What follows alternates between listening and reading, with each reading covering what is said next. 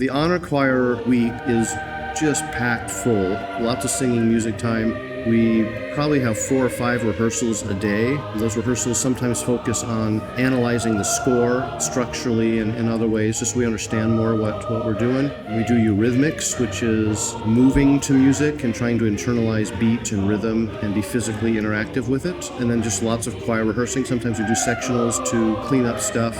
The students are all supposed to come with all of their music learned, and year after year, the students that we accept to Honor Choir have been really good about this. They come really well prepared, and we have to work things and put them together. There's a lot of music and a lot of difficult music, but they've clearly worked on it, and so it's easier to work on when that's the case.